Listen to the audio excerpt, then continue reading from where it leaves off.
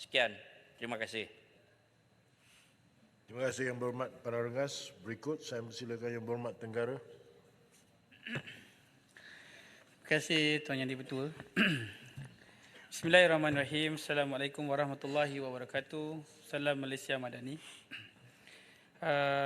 Terima kasih kerana beri ruang dan peluang kepada Tenggara untuk bahas rang Undang-Undang Perkongsian Liability Terhad 2013 Akta 743 Pindaan 2024. Ini merupakan usaha murni yang dilaksanakan oleh pihak kerajaan dalam menggerakkan strategi pendekatan, menyokong agenda reformasi dan transformasi, memperkukuh kerangka tata kelola tadbir urus negara secara keseluruhan termasuk ekosistem sektor korporat. PLT merupakan bentuk perniagaan di bawah Akta Perkongsian Liability Akta 743 ini. Terdapat 35,283 PLT aktif setakat 10 Jun 2024 dalam Daftar Suruhanjaya Syarikat Malaysia. Tuan Yang Di-Pertua, saya difahamkan bahawa pindaan RUU PLT ini terpaksa mengambil masa 3 tahun akibat daripada PKP ketika itu, dan saya ambil peluang ini untuk mengucapkan syabas dan tahniah kepada kaki tangan kementerian yang bertungkur lumus menyempurnakan RUU ini, dan pindaan kali ini dibuat untuk memastikan kerangka perundangan yang lebih kukuh ditawarkan kepada sektor korporat untuk tempoh jangka masa panjang, menambah baik perundangan sedia ada dan peruntukan untuk menambah baik ketulusan dan tadbir urus, menambah baik mekanisme penyelamat korporat dan rehabilitasi PLT yang menghadapi masalah keuangan. Tuan Yang Di-Pertua, pada masa ini Akta 743 tiada peruntukan, iaitu pelaporan pemunya beneficial. Manakala pindaan ini dibuat bagi menambah baik kerangka pelaporan pemunyaan beneficial, mengatasi jurang perundangan. Dalam usaha kerajaan mempertingkatkan ketulusan korporat melalui penzahiran pemunyaan beneficial yang komprehensif dan memastikan Malaysia sentiasa bersedia dalam memerangi aktiviti-aktiviti negatif seperti pengubahan wang haram dan pembiayaan keganasan untuk melindungi sistem kewangan negara. Dengan amalan terbaik dan piawaian antarabangsa, memerangi aktiviti-aktiviti pengubahan wang haram, pembiayaan keganasan, rasuah dan pengekalan cukai seperti Financial Action Task Force FATF dan Organisation for Economic Cooperation and Development OECD. Inilah masanya untuk kita membuktikan kesediaan negara kita dalam menghadapi proses penilaian melalui kerangka pelaporan yang kukuh. Malaysia sedang dinilai FATF dan OECD bermula pada 2024 hingga Disember 2025. Malaysia menjadi ahli FATF sejak tahun 2016, merupakan satu badan antarabangsa bebas yang membangunkan piawaian antarabangsa, memerangi pengubahan wang haram, pembiayaan keganasan. Sekiranya kita tidak mematuhi penarafan, Tenggara ingin bertanya, yang ditetapkan oleh FATF dan OECD, apakah kesannya kepada negara?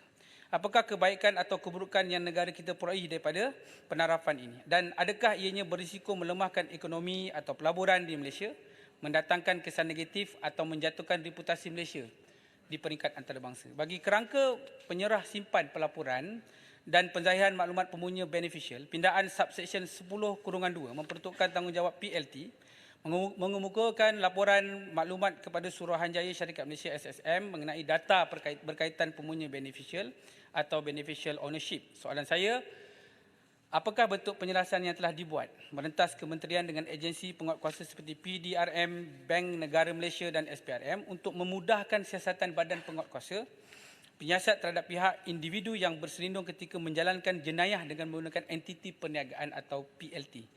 Dan berapakah jumlah kes pengubahan wang haram atau pembiayaan keganasan direkodkan oleh pihak kementerian melibatkan entiti PLT yang telah direkodkan? Tuan Yang Di-Pertua, terdapat banyak syarikat telah gulung tikar tenat.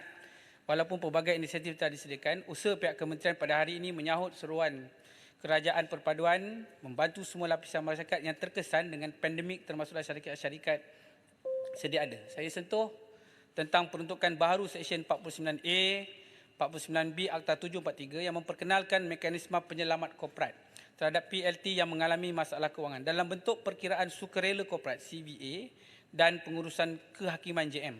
Pindaan ini membolehkan PLT yang menghadapi masalah kewangan memohon proses rehabilitasi korporat yang bersesuaian, mengelakkan pemiutang mengambil tindakan undang-undang dan membolehkan memohon pengisytiharan insolvensi. Langkah yang tepat memastikan PLT mampu berdaya saing, meneruskan perniagaan apabila dihimpit masalah keuangan. PLT bertanggungjawab penuh terhadap hutang dan liabiliti perniagaannya. Tindakan ini adalah tindakan wajar rehabilitasi korporat mestilah dibuat. Dalam Akta 743 sedia ada, tiada sebarang peruntukan berkaitan dengan mekanisme penyelamat korporat. Jadi pindaan ini sangat baik dan inisiatif ini beri implikasi perundangan yang positif, komprehensif, memastikan entiti perniagaan PLT berdaya maju.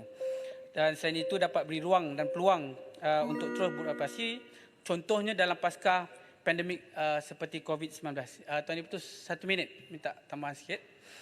Dan ia amat penting pindaan ini bagi menggiatkan lagi industri dan mengembangkan ekonomi.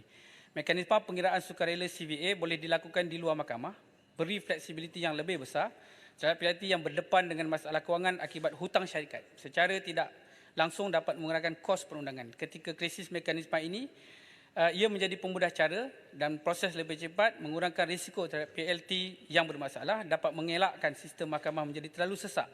Jadi soalan tenggara, sejauh manakah peruntukan mekanisme penyelamat korporat membantu entiti perniagaan PLT yang terkesan, yang berdepan masalah aliran tunai, dan adakah mekanisme yang diguna pakai sama seperti termaktub dalam Akta Syarikat? Dan adakah terdapat kajian perbandingan dengan pendekatan negara-negara jiran, Singapura misalnya, di bawah Akta Insolvensi, Penstrukturan dan Pembubaran IRDA 2018? Dan berapakah jumlah permohonan daripada syarikat ke atas mekanisme penyelamat serta kadar yang dibenarkan oleh mahkamah sejak tempoh pandemik sehingga kini? Jadi akhirnya sebagai kesimpulan, pindaan ini amat tepat dan baik, dan secara peribadi saya ingin berkongsi bahawa kita kena segera melaksanakan perkara ini. Itu saja, Tenggara mohon menyokong. Sekian, terima kasih. Terima kasih Yang Berhormat Tenggara. Berikut